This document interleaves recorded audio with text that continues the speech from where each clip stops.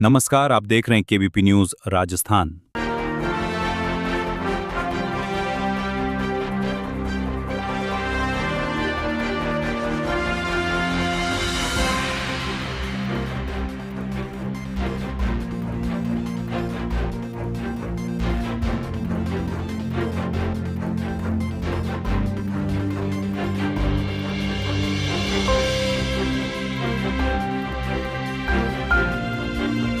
श्री गंगानगर में आज दूसरा दिन है जो किन्नू महोत्सव है। इसमें पशुपालन विभाग की तरफ से भी काफ़ी कुछ किया जा रहा है।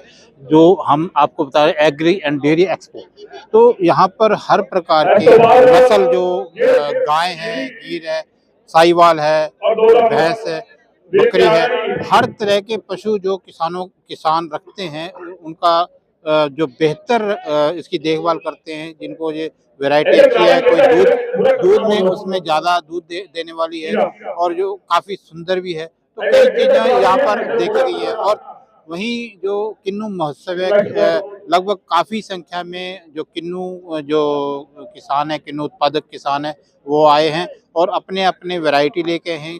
कितना सिट्रस है, कितना उसमें मिठास है, परंतु यहाँ पर अभी तक देखने में आया है कि जो गंगानगरी किन्नू है सबसे बेस्ट है, इसमें मिठास सबसे ज़्यादा है और इसके अलग अलग वैरायटी है। और जो 30 रुपए से लेकर 500 रुपए तक ये किन्नू यहाँ जो पैदा होता है वो दिल्ली तक भी जाता है। तो यहाँ के किसान काफ़ी मेहनत करते हैं, वो गंगानगर से दिल्ली तक का सफ़र भी तय करते हैं। और जो किन्नू है वो तो बांग्लादेश, श्रीलंका और कई विदेशों में भी इसकी काफ़ी डिमांड बनी रहती है। इसको क्योंकि आज जो मौसम है काफ़ी ठंडा है और जब धुंध या जो कोहरा पड़ता है इससे इसकी मिठास काफ़ी बढ़ जाती है।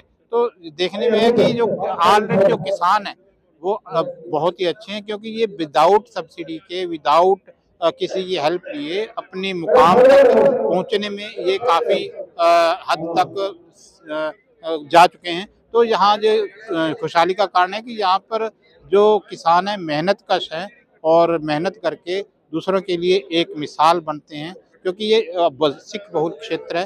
तो ये काफ़ी हमारे गुरुओं ने भी ये सिखाया है कि अपनी करनी करो और बन सको। तो ये सिद्धांत है। श्री गंगानगर से हरदेव।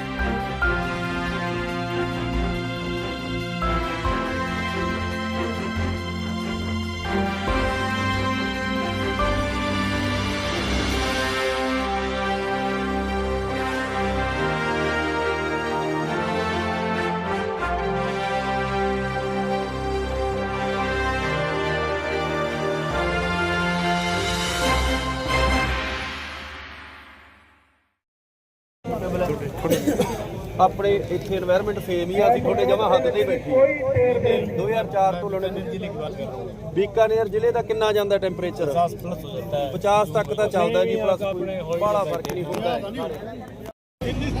ਉਹ ਭਾਜੀ ਕਿੱਧਰ ਗਿਆ ਭਾਜੀ सेकंड पोजीशन ਦੇ ਵਿੱਚ सुखदेव सिंह सैनी। श्री गंगानगर में आज किन्नू महोत्सव जो महाकुंभ के रूप में जाना जाता है, जो श्री गंगानगर में जिस किन्नू की मिठास सबसे ज़्यादा, पंजाब से भी बेहतर यहाँ किन्नू है। उन्हीं से हमारे जो उप निदेशक हैं यहाँ प्रीति जी गर्ग, उन्हीं से बात करते हैं कि यहाँ की जो मिठास है वो कैसे है, क्यों है जी। किन्नू की मिठास की बात करें तो किन्नू गंगानगरी किन्नू के नाम से विश्व प्रसिद्ध है। जैसा कि हम सभी जानते हैं कि किन्नू बिकता ही गंगानगरी किन्नू के नाम से बिकता है और यहाँ की मिठास और कलर आप और कहीं पर भी नहीं पाएंगे। पंजाब का किन्नू गंगानगर के किन्नू से बहुत कम है। यहाँ का गंगानगरी किन्नू, यहाँ की दोमट मिट्टी, अत्यधिक ठंड, जलवायु कंडीशन के कारण और ड्रिप इरिगेशन के कारण बहुत ही मीठा होता है। आज हमारे यहाँ किन्नू महाकुंभ के द्वितीय दिन में किन्नू की प्रतियोगिता का आयोजन किया गया, जिसमें जिस किसान का अच्छा किन्नू होगा फर्स्ट सेकंड थर्ड प्राइज दिए जाएंगे। कल उनको सब्जियों की प्रतियोगिता का आयोजन किया गया, जिसमें फर्स्ट सेकंड थर्ड स्थान प्राप्त करने वाले किसानों को सम्मानित किया जाएगा। एक्जोटिक अन्य जो सिट्रस वैरायटी लेके किसान आए हैं उनको भी सम्मानित किया जाएगा। और हमारे साथ यहाँ के किसान है जो यहाँ पार्टिसिपेट कर रहे हैं, तो आपको कैसा लग रहा है आज ये किन्नू महोत्सव जो है? ये महोत्सव बहुत अच्छा है। इससे पहले भी जैसे CSIR के मेलों में जाता था तो किसानों को फायदा होता है। तो प्रीति गर्ग मैडम ने इतना अच्छा आयोजन किया है और इतना बड़ा आयोजन किया है, इसके लिए इनका बहुत बहुत धन्यवाद। और मैडम हमेशा किसानों की आवाज जोरदार तरीके से उठाती है, किसानों के लिए काम बहुत अच्छा काम करती है क्या मैडम। आपके पास किसान आए, क्योंकि आप प्रगतिशील किसान हैं, तो क्या आपके पास किसान आते हैं इसके लिए? हाँ बिल्कुल आते हैं, बहुत सारे किसान आते हैं। और मेले के अंदर जैसे मेरी 10 वैरायटियां यहाँ पर लगी हुई है। आज से 4-5 दिन पहले डॉक्टर कोल साहब ने मेरे फार्म VTNF जो फार्म है वहाँ पर कोल साहब ने विजिट किया। और विजिट किया तो जो किन्नू के जनक है, जो सबसे पहले 1950 के दशक में मनमोहन सिंह जी लाइलपुर किन्नू को पाकिस्तान से लेकर आए थे और 4 ही पौधे लगाए थे। तो उस समय उन्होंने रेड ब्लड माल्टा जो पाकिस्तान का, उस वैरायटी को भी लगाया। और लाइलपुर फार्म के अपनी वैरायटियों के लिए फेमस था पूरे इंडिया के अंदर। 1970 के आसपास इंदिरा गांधी जी ने उन्हें उद्यान पंडित का अवार्ड भी दिया था। तो मेरी मुलाकात आज से 10 साल पहले जैसे मनमोहन सिंह जी लाइलपुर साहब के साथ हुई, तो उनके साथ हमारे थोड़े पारिवारिक रिश्ते निकले। ये थे जैसे मनमोहन सिंह लाइलपुरी है, वो वन्य जीव प्राणी जो हर सेक्टर में जो भी जीव जंतु है उनकी पूरी, जब मोर भी वहाँ मिलेगा, हिरण भी वहाँ मिलेगा, तो काफी प्रोग्रेसिव किसान थे। क्योंकि अब तो उनके जो शिष्य हैं वो तो हैं। और आप ही बताएं कि आम किसान इस पर कैसे अमल कर सकते, जैसे जीव है, जंतु है, जो मित्र है, पक्षी मित्र कीट भी हैं, उसके बारे में थोड़ा बता दें। मित्र कीट और मित्र पक्षियों के बारे में मैं ये कहना चाहूंगी, जैसे कि मैं मधुमक्खी के बारे में बात करूं तो मधुमक्खी के बॉक्स कई किसान अपने खेतों के पास नहीं रखने देते, जबकि वह परागण में बहुत मदद करती है। उससे अगर आप अपने खेतों के पास मधुमक्खी के बॉक्स लगाएंगे तो वो एक इतना अच्छा मित्र कीट है कि आपकी फसल की उपज दुगनी हो जाएगी। तो मित्र कीट है जो हमें परागण में सहायता देते हैं। पशु पक्षी हैं, भगवान ने यही जगह बनाई है सबके खाने के लिए। पशु पक्षी भी यहीं से खाएंगे, वो निश्चित तौर पे वो बीट करके जाएंगे तो आपके खेत को वो उर्वरक क्षमता बढ़ाएंगे आपकी। तो उनको अपने खेत में आने दीजिए और प्राकृतिक संतुलन बनाए रखिए। दूसरा, जैसे ऑर्गेनिक की बात करते हैं, जितने भी आपके पास है शायद ऑर्गेनिक हैं जी। जी। हाँ जी, कई ऑर्गेनिक किसान आज अपना किन्नू लेकर आए हैं, जिन्होंने बिल्कुल प्राकृतिक तरीके से अपनी खेती कर रहे हैं। अगर कहीं घास उग रही है, उगने दे रहे हैं, मित्र कीट आ रहे हैं, मित्र पक्षी आ रहे हैं तो उनको खेत में आने दे रहे हैं। तो उनके किन्नू की आप मिठास देखेंगे तो उसकी अलग होगी। आप देखना, कभी भी तोता जो आम खाता है वो सबसे मीठा होता है और लोग उसको छोड़ देते हैं कि इसने, तोते ने खा लिया। तो प्रकृति जो चुनाव करती है वो बेस्ट करती है, तो प्रकृति को अपना चुनाव करने दीजिए। देखिए, इनका कहना है कि जो प्रकृति जो है वो सबसे बेस्ट है आम आदमी के लिए। क्योंकि अगर जैसे अगर सुंडी भी है तो भी वो कम से कम, जैसे बैंगन है तो उसमें लगभग जो कीटनाशी जो छिड़काव करते हैं उसमें काफी कमी होती है। तो सभी जो वन्य जीव प्राणी हैं, कीट भी है, वो हमारे मित्र हैं। किन्नू लेके आए। किन्नू लेके आए? हाँ जी। पहले भी 2 साल हमारा फर्स्ट आया है जी। 17 में, क्या 18 नाम में। है आपका? लखवीर सिंह, लखवीर सिंह। कहाँ के हैं? चक 41 F, कर्णपुर के। कर्णपुर के। हाँ तो आपका फर्स्ट आया था पहले? हाँ, पहले फर्स्ट आया था। अब भी आने की उम्मीद है? पूरी है जी। आप एक ही बात। हाँ जी भाई है। ये थे हमारे साथ काफी किसान है यहाँ, तो ये काफी अच्छा महसूस कर रहे हैं कि हम जो मनमोहन सिंह की भी बात कर रहे थे, जो बड़े जो कृषि विशेषज्ञ भी हैं, तो ये थे हमारे साथ किसान। यहाँ पर हमारे विदेशी मित्र भी आए हैं जो डॉक्टर के रूप में, यहाँ HF जो पशु पालन के विभाग की तरफ से, तो जहाँ पर जो टेस्ट ले रहे हैं किन्नू का, तो उन्हीं से बात करते हैं कि किन्नू इनके लिए कितना मुफीद है और कैसे लग रहा है। किन्नू टेस्ट इज द बेस्ट, कैसे? It's new for me. I am not a specialist for orange, but for the taste, it's very special. The big difference between the orange varieties, and I was liking most one of this orange. Kinnu and red blood Malta. So it's very interesting to see all these kind of different farmers that give for the show. But interesting to see the big difference between the different type of orange. Yeah. इनका कहना है कि काफ़ी जो विभिन्न तरह की प्रजातियां हैं उनमें अलग अलग टेस्ट है, परंतु सभी से ज़्यादा या रेड ब्लड है वो काफ़ी अच्छा है। तो आप बात करते हैं, आपसे ही बात कर लेते हैं जी, कैसा लग रहा है आपको जी? ये बहुत अच्छा लग रहा है सर। हमारे द्वारा जो किन्नू की प्रतियोगिता करवाई जा रही है उसमें बहुत सारी अलग अलग एंट्रीज आई है और एंट्रीज में जो TSS% है, जैसा कि हम गंगानगरी किन्नू के लिए देखते हैं, रियली में बहुत अच्छा मिला है।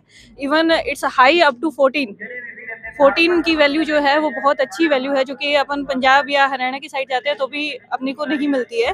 तो उसमें जो है गंगानगर का जो क्लाइमेटिक कंडीशन है वो बहुत अफेक्ट कर रहा है। हम चाह रहे हैं कि इसके अंडर जो है हम GI एप्लीकेशन फाइल करें ताकि हमारे क्षेत्र को जो है एक अलग से एक्सपोर्ट का एक रास्ता खुल जाए।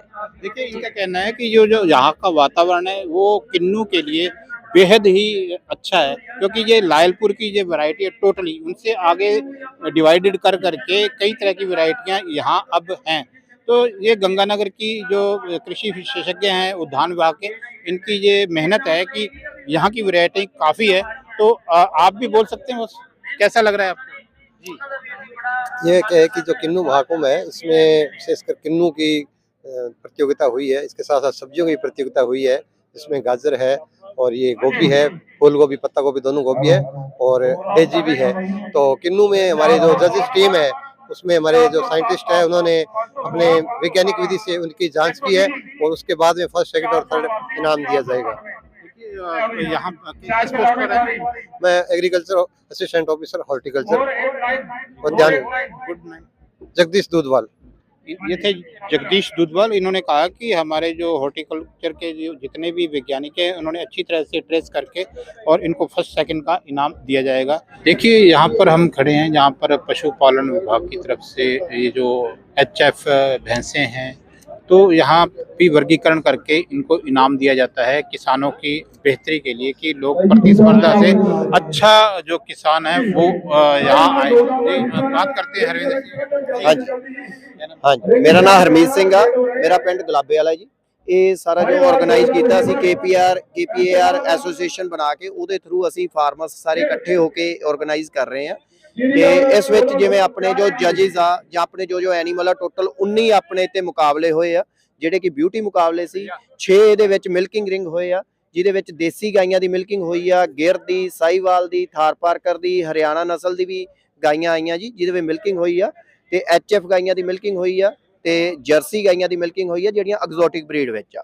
ਮੁर्रा ਜਿਹੜੀ ਹੈਗੀ ਆ ਬਫਲੋ, ਉਹਦੀ ਵੀ ਆਪਣੇ ਇੱਥੇ ਮਿਲਕਿੰਗ ਹੋਈ। ਟੋਟਲ ਲਗਭਗ 40 ਐਨੀਮਲ ਦੀ ਆਪਣੇ ਤੇ ਮਿਲਕਿੰਗ ਹੋਈ ਹੈ ਜੀ। ਤੇ ਬਿਊਟੀ ਦੇ ਟੋਟਲ 19 ਰਿੰਗ ਆਏ ਆ, ਜਿਹਦੀ ਜਜਮੈਂਟ ਲਈ ਜਿਵੇਂ HF ਜਰਸੀ ਦੀ ਜਜਮੈਂਟ ਲਈ ਆਪਾਂ ਫਰਾਂਸ ਤੋਂ ਸਪੈਸ਼ਲੀ ਆਪਾਂ ਤੋਂ ਜੱਜ ਸੱਦੇ ਆ, ਜਿਹੜੇ ਕਿ ਉਧਰ ਬਹੁਤ ਅੱਛੇ ਬਰੀਡਰ ਆ। ਤੇ ਇੱਕ ਪ੍ਰੈਜ਼ੀਡੈਂਟ ਆ ਹੋਲਸਟਨ ਪ੍ਰਿਮ ਜਿਹੜੀ ਐਸੋਸੀਏਸ਼ਨ ਆ ਉਹਨਾਂ ਦੇ ਜੀ। ਤੇ ਸੈਕਿੰਡ ਇੱਕ ਬਰੀਡਰ ਆ ਜਿਨ੍ਹਾਂ ਨੇ ਕਿ ਬਹੁਤ ਅੱਛਾ ਕੰਮ ਕੀਤਾ HF ਬਰੀਡ ਵਿੱਚ। ਉਹਨਾਂ ਦੇ ਇੱਕ ਬੁੱਲ ਦਾ ਤਾਂ ਜੀ ਲਗਭਗ ਉਧਰ 1.7 ਮਿਲੀਅਨ ਬੱਚੇ ਆ ਜੀ। ਤੇ ਉਸ ਦੇ ਉਹ ਜਿਹੜਾ ਉਹਨਾਂ ਬੁੱਲ ਸੀ ਜੈਕੋਬਿਸ ਨੇ, ਮਿਸਟਰ ਗਿਲਡਾਸ ਫਰਟਿਲ ਆਏ ਆ, ਉਹਨਾਂ ਦੇ ਬੁੱਲ ਦਾ ਜਿਹੜਾ ਸਕੈਲਟਨ ਉਹ ਵੀ ਮਿਊਜ਼ੀਅਮ 'ਚ ਰੱਖਿਆ ਗਿਆ। ਤੇ ਜਿਹੜੇ ਸੈਕਿੰਡ ਜੱਜ ਆਪਣੇ ਆਏ ਆ ਉਹ ਸਟੀਫਨ ਆ, ਉਹ ਉੱਤੋਂ ਦੇ ਪ੍ਰੈਜ਼ੀਡੈਂਟ ਆ ਹੋਲਸਟਨ ਪ੍ਰਿਮ ਹੋਲਸਟਨ ਦੇ ਜੀ। ਤੇ ਦੋਵਾਂ ਸੱਦ ਕੇ ਜੋ ਜਜਮੈਂਟ ਆ ਬੜੀ ਹੀ ਬਹੁਤ ਵਧੀਆ ਰਹੀ। ਸਾਰੇ ਫਾਰਮਰਸ ਵਿੱਚ ਬਹੁਤ ਵਧੀਆ क्रेज सी है ऑन दा, ते सारे फार्मर बहुत खुश आ। ते बाकी जो फुटबॉल आ वो भी बहुत बढ़िया है। हमारे साथ यहाँ पर मैनेजिंग जो डायरेक्टर है, तो बात करते हैं कि कैसा रहा जो आज का जो क्रिया की है आपने जी। चलो हाँ, कह रहे थे कि बहुत हो गया है। श्री गंगानगर से हरदेव सिंह, दूरदर्शन समाचार। यहाँ पर हर प्रकार के जो ब्रीड है जो मिल्किंग की गई है, तो आपने सभी को ये बता दिया है। श्री गंगानगर से हरदेव सिंह।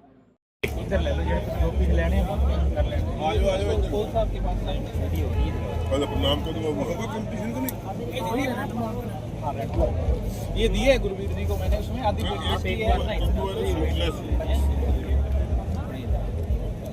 दो पीस लेने, इधर ले लो।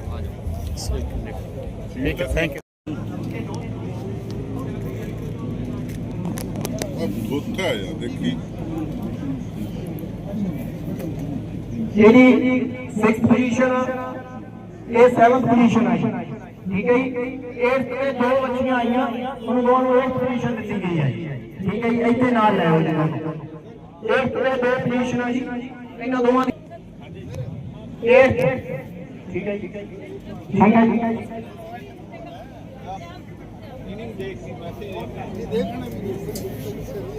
ये जो गेड़ा वाला बड़ी है हाँ बढ़िया दूरदर्शन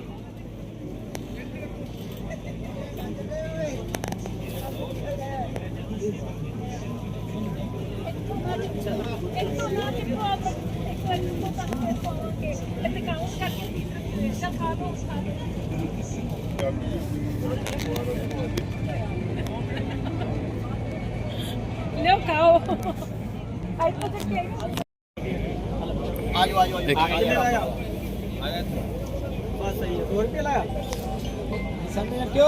फर्स्ट है ये फर्स्ट रेड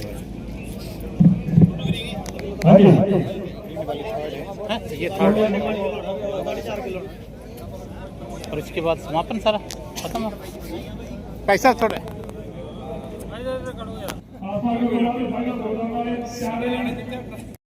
तो ये इंसेक्टिसाइड सारा खत्म हो जाता है तो आप उसको यूज कर सकते हैं वरना आप इस फल को यूज नहीं कर सकते।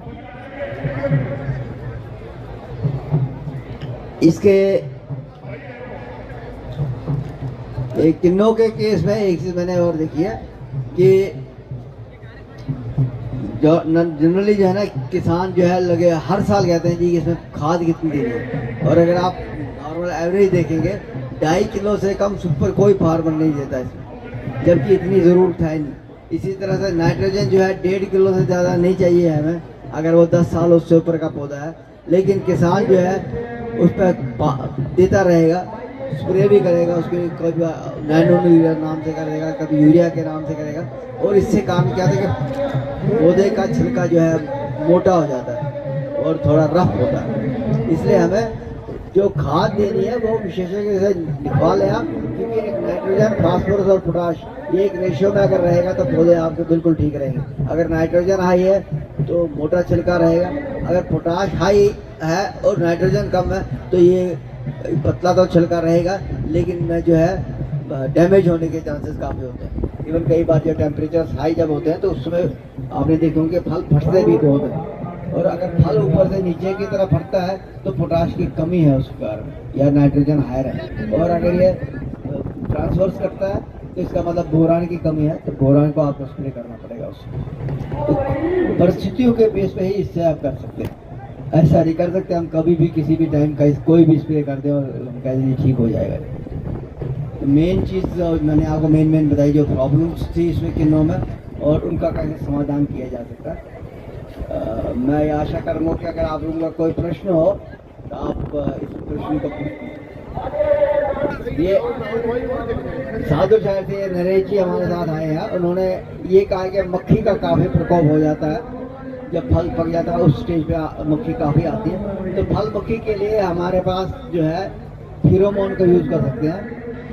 फेरोमोन का यूज़ करते हैं उसमें क्या है कि या तो ट्रैप मिल जाएंगे आपको बाजार में या फिर बोतलें आप ले लीजिएगा जो साफ़ हो बिल्कुल उसमें आप इजनॉल मिथाइल इजनॉल केमिकल है जो आप 2 बूंद या 3 बूंद आधा लीटर पानी में डाल के और इसके बाद इसको जो छाती की हाइट जितना जो है पौधों के ऊपर लटका दीजिए अलग अलग जगह पे 1 एकड़ में 16 जो है ऐसी बोतलें आप लटका सकते हैं और ये 10-15 दिन बाद हो सकता है जब खत्म हो जाएगा दोबारा आपको 2 बूंद या 3 बूंद इसमें डालनी पड़ेगी तो इसको आप यूज़ कर सकते हैं। बाकी ट्रैप्स भी हैं ट्रैप इस्तेमाल कर सकते हैं आप और एक मार्केट में अभी रिकमेंडेशन नहीं है लेकिन ऐसी भी आई है कि जो मलहम एक है अगर आप एक पौधे पर लगा देंगे उसको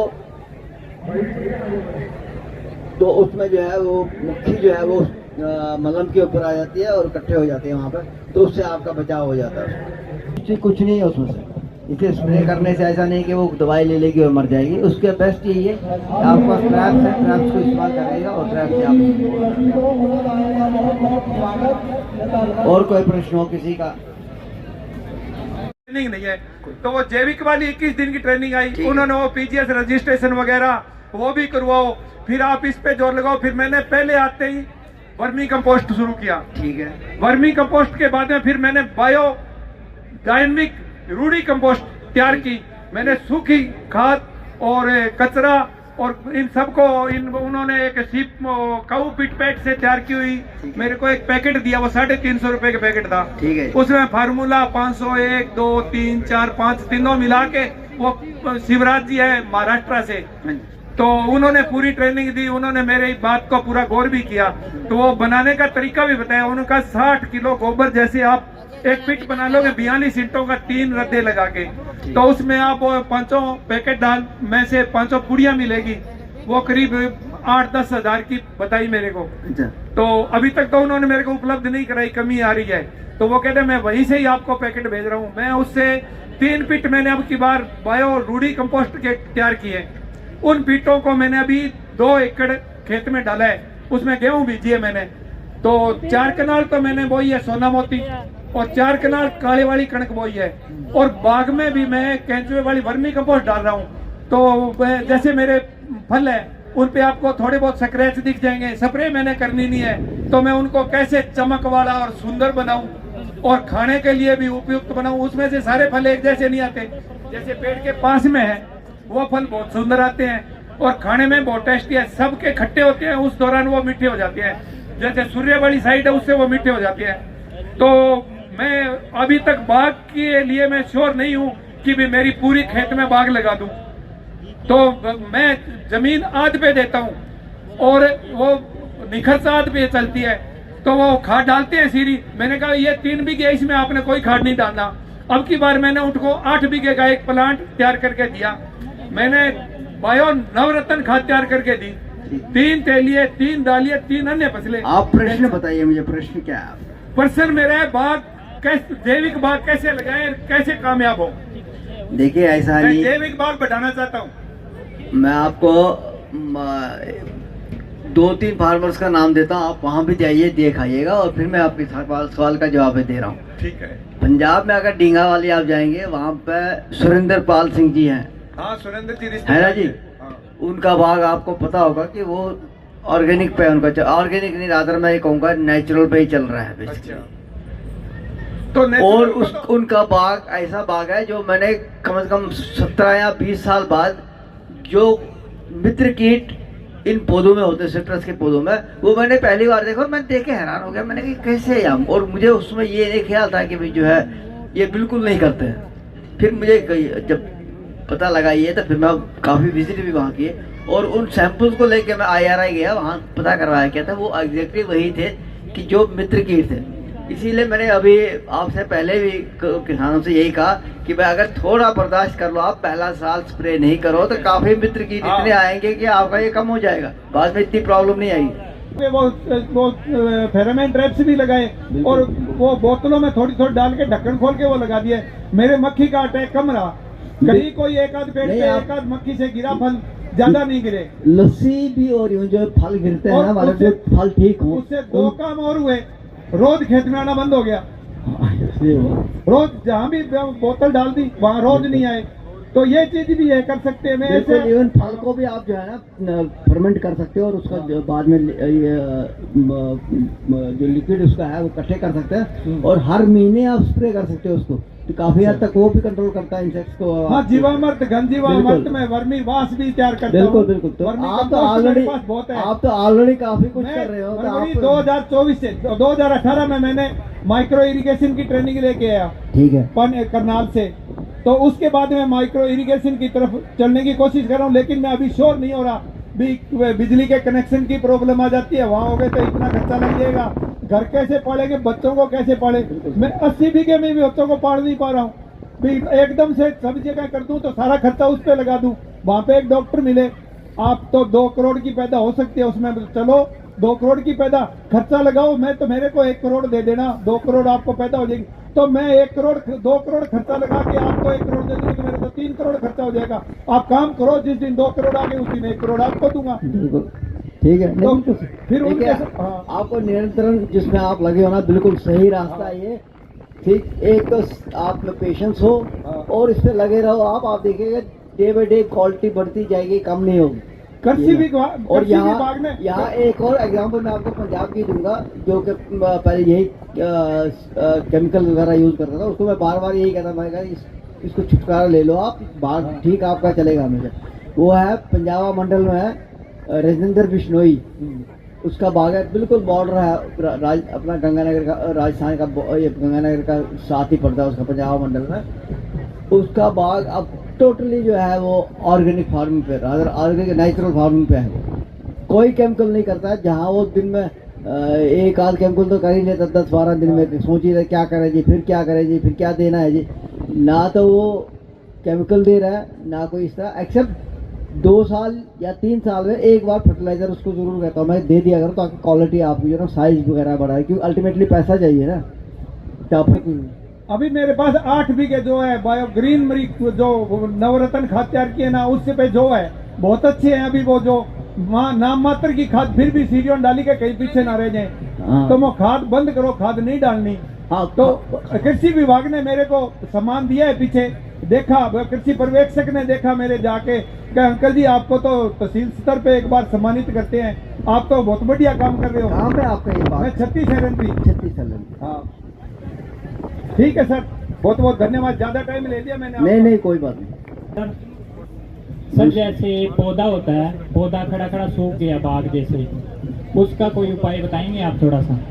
उसका जब वो सूखा था उससे पहले क्या हुआ था उसमें? सर उससे पहले कुछ नहीं हुआ, बस गोलियां बन गई किन्नू की, और एक आप टीका जीवाणु नामक दवाई तैयार करते हो सर, ऑर्गेनिक? मैं तो ट्रायल हूँ बेटा, नहीं यहाँ पर आप अगर किसी को जानते हो तो आप थोड़ा बता दीजिए। टीका जीवाणु नामक दवाई है, उससे मतलब सुना है हमने, उससे बढ़िया हो जाता है पौधा। ऐसा है, जो टीके जीवाणु के बारे में तो मैं नहीं आपको बता सकूँ किसके पास अवेलेबल है, लेकिन जो आपने सवाल पूछा है अभी कि भाई पौधा सूख जाता है एकदम, इसके सिम्टम नॉर्मली ये होते हैं कि पत्ता जो है ना वो ऐसा लगता है जैसे पत्ता कुमला गया हो, मतलब कुमलाया हुआ पत्ता होता है। पत्ते सर सारे झड़ जाते हैं, नीचे पीले पीला हो जाता है बूटा। पहले विल्टिंग आ जाती है उसमें, उसके बाद पत्ते गिर जाते हैं। एक बार आप पानी दे देते हैं उसमें तो ठीक होना शुरू हो जाता है, लेकिन उसके बाद 10-12-15 दिन में जो है बिल्कुल टोटली ये पौधा जो है मरना शुरू हो जाएगा, ड्राई हो जाएगा। लेकिन इसी पौधे में अगर आप सोडियम हाइपोक्लोराइड की स्प्रे जो मैंने आपको कहा 4 साल में 2 बार करेंगे, तो 2 साल में 4 बार करेंगे, तो ये प्लांट आपका कवर अप हो जाएगा। और साथ में इसके क्या करेंगे, रिडोमिल एक बार आप नीचे दे दीजिए उसके, जीवाणु की तरफ जितना जा सकते हैं आप ज़्यादा बेटर। सभी किसान भाइयों से निवेदन है कि आपने बहुत अच्छे क्वेश्चंस पूछे हैं। हमारे साथ जो है और भी वक्ता यहाँ मौजूद हैं, जैसे अमर सिंह जी पूर्णिया पधार चुके हैं। तो आप जो है, जो अपने क्वेश्चंस हैं, पहले तो आप लेक्चर को बहुत अच्छे से सुनिए, ज़्यादातर आंसर आपको उसी में मिल जाएंगे। उसके पश्चात आपके जो स्पेसिफिक क्वेश्चंस हैं वो प्लीज़ आप करें। जी आप बताएं, आप कहाँ से आए, क्या नाम है जी? मैं doctor Devendra Kumar Sharma, retired deputy director animal husbandry Haryana से, और मैं हिसार से आया हूँ। और इन्होंने जज के रूप में बुलाया है, यानी निर्णायक मंडल का एक सदस्य होने के लिए, और हमने अब आज मुर्रा नस्ल में जजिंग का कार्य किया है। बहुत किसान बड़ी दूर दूर से, हरियाणा से भी, पंजाब से भी, यहाँ काफी अपने इंटरेस्ट लेकर लोग आए हुए हैं। हमने देखा, बड़ी खुशी हुई, लोगों में इतना रुझान है, पशुओं के प्रति प्यार है। क्या वातावरण यहाँ आपको कैसा लगा? नहीं, वातावरण बहुत बढ़िया है, अरेंजमेंट भी बहुत अच्छा है, किसानों का रुझान भी अच्छा है, और सभी निर्णायक मंडल से सहमत हैं। ये हमने बात करते हुए उन्होंने खुद बताया है कि सभी निष्पक्ष रूप से हो रहे हैं, कोई किसी तरह विवाद वाला समस्या पैदा नहीं हुई है। Thank you. क्या नाम है सर आपका? मेरा नाम डॉक्टर बलवंत राय खत्री है, मैं डिप्टी डायरेक्टर रिटायर्ड हूँ GLF हिसार से, और इस पशु मेले में मुर्रा के लिए, जज के लिए यहाँ आया, मेरे को बुलाया गया। हाँ जी, कैसा लगा यहाँ की जो बहुत बढ़िया व्यवस्था है, बहुत लोगों को एक्सपोजर हुआ है। पशुपालन के साथ कृषि की भी बहुत बड़ी बड़ी चीजें, लेटेस्ट चीजें देखी हमने यहाँ, जो आज तक हमने भी नहीं देखी थी, और बड़ा जी खुश हुआ। दूर तो आए लेकिन अब थकान नहीं है। इनका व्यवस्था देख के, लोगों का यहाँ रुझान देख के, we are feeling happy. Thank you. Okay sir. कैसे यहाँ की जलवायु है तो कैसे पिकअप करेगा जी? जी, ड्रैगन फ्रूट विदेशी फ्रूट होता है जी, और इसका क्लाइमेट का बहुत बड़ा रोल होता है। इंडिया के अंदर जब लगाते हैं तो इसके लिए कुछ अपने सेल्फ प्रोटेक्शन के लिए किसान को कुछ जुगाड़ करना पड़ता है, और इसको सर्दी और गर्मी दोनों को अंदर बचाने के लिए कुछ ना कुछ अगर कुछ करेंगे ना तभी इसको सक्सेस कर सकते हैं सर, फ्रूट का प्लांट लगाने के बाद। परंतु इसके गर्मियों की अगर मैं बात आऊँ तो जो डडेज, जो हरी खाद बोलते हैं, खेत के चारों तरफ लगानी पड़ेगी, और मक्की और बाजरा भी आप इसके पौधे के साथ उगा सकते हैं, ताकि जिसकी हाइट होगी जिससे छांव हो जाएगा। और तीसरी चीज़ मैं बताना चाहूँगा, जो ड्रिप स्प्रिंकलर जो फुहारे यूज होते हैं, जो छोटी हाइट के होते हैं, उनकी लेंथ बढ़ा के आप उनको कृत्रिम बारिश का रूप दे के भी इसको आप गर्मियों के अंदर बचा सकते हैं। और दूसरा, इसमें सबसे ज़्यादा सर्दियों के अंदर जो प्रॉब्लम आती है, उसके लिए जो धान की जो पराली होती है उसकी मल्चिंग करके आप इसकी सर्दी से बचा सकते हो। तो कहाँ से आप हैं? मैं हरियाणा से हूँ, फतेहाबाद डिस्ट्रिक्ट से सुनील कुमार जी। और कितने अवार्ड ले चुके हैं अभी तक? मेरे को दिसंबर के अंदर पूसा एग्रीकल्चर यूनिवर्सिटी से फार्मर ऑफ द ईयर का, और अंडर 40 के लिए, और मिलेनियम फार्मर अवार्ड से नवाजा गया था। 3 अवार्ड मिले थे मेरे को दिल्ली के अंदर पूसा एग्रीकल्चर यूनिवर्सिटी के अंदर।